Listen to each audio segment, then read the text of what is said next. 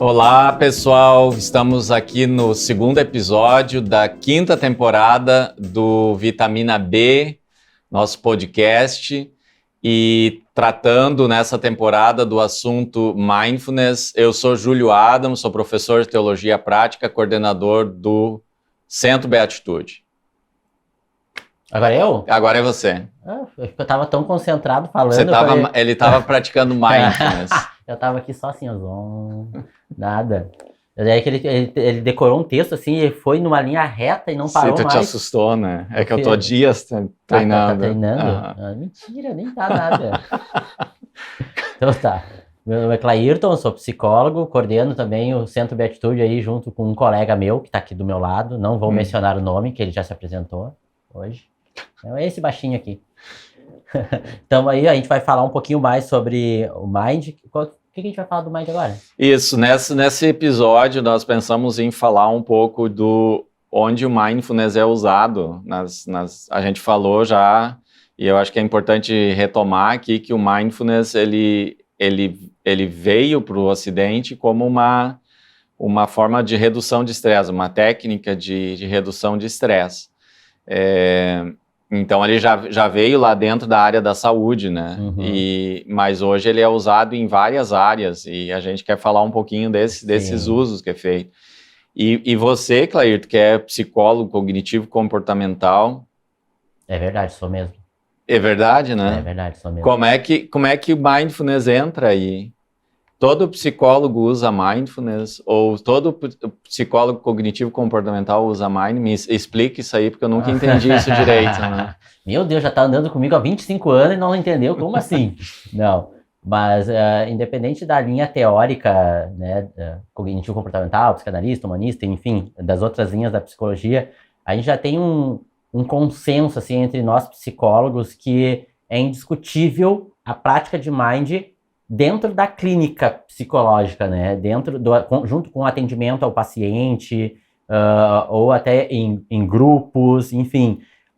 Porque o Mind, ele é uma ferramenta que ele, primeiro, tem que ser usado comigo mesmo. Uhum. Né? Eu não posso obrigar a pessoa a fazer Mind. Mas eu posso, independente da pessoa, estar Mind. Uhum. Isso já é benefício para a relação. Então, na relação terapêutica, às vezes o paciente está conversando comigo, falando algum assunto e o meu pensamento foge, eu perco a qualidade do atendimento. Porque eu deixo escapar alguma coisa. E é assim que o nosso cérebro funciona. A gente é treinado e tem técnicas para ficar 100% focado na fala do paciente. Mas acontece às vezes de fugir um pensamento, daqui a pouco ele fala alguma coisa e dá um gatilho e o meu pensamento vai lá, daqui a pouco volta, daqui a pouco eu já passei por isso parecido com outro paciente que está com a mesma situação. A cabeça começa a conversar, parece que está todo mundo ali numa reunião conversando, e aí perde qualidade no atendimento. Então, quando a gente fala de Mind na nossa prática profissional, é extremamente, a gente diz que é a ferramenta base. Eu acho que na formação o Mind tem que ser a base para ser um bom psicólogo, uma boa prática da psicologia, para não deixar se perder esse aqui e agora, né? Independente, daí o Júlio fala da cognitivo comportamental, não necessariamente, né? Uhum. E a gente vai falar um pouco das outras áreas que a gente trabalha Mind. Outros profissionais também estão interessados em praticar o Mind na sua prática clínica. Por exemplo, vou pegar aí... tem uma amiga da minha esposa que é esteticista e ela disse, olha, interessante né, esse tal de Mind, né, esse tal de Mindfulness aí, né, e é a mesma coisa, ela lida com pessoas e ela tem que estar atenta no momento presente, não pode deixar as emoções à flor da pele, porque pode errar, então ela achou interessante e aí começou a Muito legal. Vim para perto do Mind, assim, tentar sacar o que é isso, como faz isso. Isso. Então, a área da saúde parece assim uma área que desde a sua origem, né, do uso, acabou sendo uma das áreas que se interessou muito por Mindfulness. E aí a psicologia vai ser essa outra área. Eu na no meu conhecimento, assim, de leitura e de muita conversa, né, contigo sobre mindfulness, a impressão que me dá é que a psicologia no Brasil, pelo menos, assim, é quem tem mais usado mindfulness. Mas a gente tem descoberto cada vez mais e tem muita coisa escrita que a área de educação, por exemplo, tem usado mindfulness. A gente andou lendo que países como a Inglaterra, por exemplo, colocaram mindfulness no currículo das crianças, né? Então, é um exercício, uma prática tão importante para fazer isso que você falou ali da esteticista, né? Que ela consegue estar presente, que outras áreas têm utilizado, né? Trazido essa técnica para dentro da sua área. Então, crianças, adolescentes têm praticado mindfulness. Nós mesmos trabalhamos aqui numa escola, né, na Serra Gaúcha, trabalhamos com professores durante 2 anos. Formação de professores. Formação de professores com técnicas de mindfulness e espiritualidade, ali não era só mindfulness. E era muito interessante porque ia bem nesse sentido, assim, primeiro o professor aprendia, o professor usava para si, exercitava. E aí depois eles levavam isso para a sala de aula e os resultados são muito interessantes, né? Realmente muito interessantes. Eles escolheram resultados. Escolheram resultados, exatamente. Ao longo isso eu desses acho 2 anos sensacional. deu para ver assim, o resultado e eles trazendo as experiências. Mas isso que é interessante, pessoal. O Mind, eu vou sempre abreviar, tá? Mind fica mais fácil. O Mindfulness. Mas o Mind, ele não é só uma meditação. Eu vejo muitas escolas e professores e pessoas que não têm um conhecimento aprofundado sobre o tema, fazendo só a pessoa ficar sentada com as pernas cruzadas e respirando, né? Isso não é mind. Isso é a pessoa sentada com as pernas cruzadas. Isso até pode respirando. ser uma meditação, né? Uma meditação, mas não mindfulness. Eu diria que é só uma pessoa sentada com as pernas cruzadas respirando. Agora, se ela dá um sentido para aquilo, aí pode ser uma meditação. Ótimo. Agora, se ela observa o que ela está fazendo e não dando sentido, mas entendendo aquilo, aí eu chamaria de mind. É um processo diferente. Não é só eu vou ficar sentar na frente da, sei lá, na frente de uma árvore e vou ficar ali respirando. O que está fazendo mind? Não, está sentado na frente de uma árvore respirando. Isso qualquer pessoa consegue fazer. Mind é uma técnica e ela precisa ter toda uma elaboração, um entendimento antes de tu fazer. Então, não é uma informação, é um conhecimento. Isso. Tem um propósito, né? Você faz isso conscientemente como algo que vai te ajudar a estar presente no momento presente, sem julgamento, acolhendo, aberto à experiência. E essa é a ideia, né? Essa é a ideia do Mindfulness. E o que acontece na educação é que quando a gente lida com crianças, adolescentes pode ser também, mas crianças e adolescentes, ali início da adolescência, enfim, o Mind guiado, meditação guiada, ele não é o mais indicado. Porque o cérebro ainda está muito imaturo, precisa de muitas conexões para ficar paradinho, fazendo o movimento que o mediador está falando para fazer. Então a gente consegue fazer o Mind com criança e adolescente, que é uma meditação do corpo, é uma técnica mais voltada para coisas palpáveis, materiais, concretas. E isso facilita a visualização da criança. Ela consegue carregar o mind, ela consegue cheirar o mind, ela consegue sentir a textura do mind. Essa é a diferença de um profissional que conhece a técnica, conhece todo o conceito e faz essas brincadeiras que trazem benefícios para aquele tipo de público.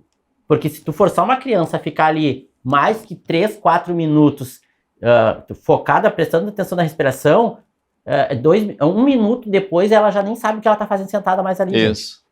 Porque isso é muito estranho para uma criança, né? Prestar atenção na respiração isso é uma coisa muito, muito cognitiva, né? A gente tem que ter essa compreensão. E uma criança, ela respira simplesmente. Então, precisa vai trazer benefícios, parar e respirar, claro. Claro, mas vai ser difícil, né? Muito mais difícil. É difícil para um adulto prestar atenção na sua respiração, que é algo muito interessante, né? Porque a gente respira o tempo todo. Se a gente não respirar, a gente está morto, né? A gente morre. A gente respira o tempo todo. E o Mindfulness vai usar justamente a respiração como uma âncora. Uma âncora. No sentido, não é para mudar a respiração ou alterar a respiração, é simplesmente usar a respiração como uma âncora para nos ajudar a estar presente no momento presente. E eu diria a respiração e a emoção também, não é alterar a emoção que tu tá sentindo. Ah, tá sentindo raiva, agora vai meditar para se acalmar. Não, na verdade, vai fazer mind para tentar medir o tamanho dessa raiva que tu tá sentindo, para saber se ela é toda dessa situação. Isso, tem muito essa ideia falsa que se instalou de que eu vou fazer mind para criar alguma coisa, né? Tem até aquela ideia assim que diz mindfulness é esvaziar a mente. E não existe isso, né? Se esvaziar a mente também é gravíssimo, né? Porque a gente não existe mais. Zerou, né? A nossa mente, o nosso cérebro, ele foi criado para criar hipótese, ele foi criado para fazer conexões, se ele parar de fazer isso, nós estamos errados. Ou tu entrar num transe, isso não é mindfulness. Isso não é mindfulness. Mindfulness é você prestar atenção no que está acontecendo, sem julgar, prestar atenção. Não importa em que situação você está, como você falou no outro episódio, está no trânsito. Ou aqui mesmo, você que está assistindo agora, você pode estar fazendo mindfulness, no sentido de estar prestando atenção em si mesmo, naquilo que você está ouvindo e vendo aqui do que nós estamos falando. E o mind, na educação, por exemplo, que a gente comentou ali, ele não pode ser usado como uma forma de castigo, né? Agora vai pro canto e vai meditar ali no canto que tu precisa. Não. Se o mind for entendido como um castigo, ele não vai ter o benefício esperado. Então tem que ter esse cuidado de como usar essas ferramentas, como a pessoa que domina esse conhecimento vai usar essa ferramenta, principalmente com criança e adolescente.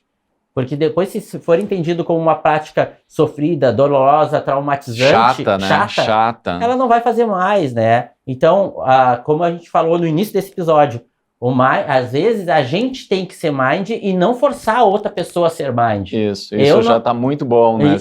Se eu não me contaminar com, por exemplo, aquele estresse que está rolando no ambiente, se eu saber separar que aquele estresse é daquele ambiente e o meu estresse é outro, totalmente diferente, não saber medir, observar, ser amigo disso, né? Não brigar com isso, faz com que eu entenda melhor eu primeiro e depois a situação.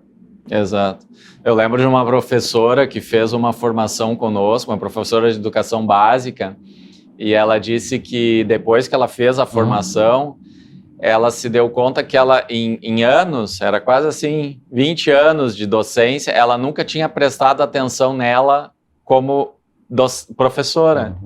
E que depois que ela fez isso, num dia lá dando aula, ela começou a se observar e prestar atenção nela como professora naquele momento, e que isso foi extremamente revolucionário na vida dela, porque ela fez algo, ela olhou de uma outra perspectiva toda a prática e sem julgamento.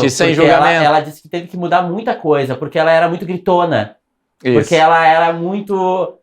cobrava muitos alunos, porque ela olhava o que estava demandando, mas ela não olhava como ela colocava essa demanda para fora. Exatamente. Como ela cobrava essa demanda. E ela disse, nossa, a forma que eu cobrava deixava as crianças mais agitadas ou mais preocupadas do que se eu não cobrasse. Então, ela conseguiu perceber nesse movimento, porque ela não parou o mundo para observar, ela, no meio desse movimento todo, ela conseguiu observar isso e entregar para as crianças a demanda de uma forma mais compassiva, mais cuidadosa. E as crianças responderam da mesma forma daí. Muito legal. E, bom, a gente falou aqui a saúde, a psicologia, a educação, e eu diria assim, Clairton, que, não sei se você concorda, que a outra área que se interessa muito por mindfulness... Não sei, fala aí, deixa eu ver. Vamos ver. É a área, a área corporativa, né, da gestão.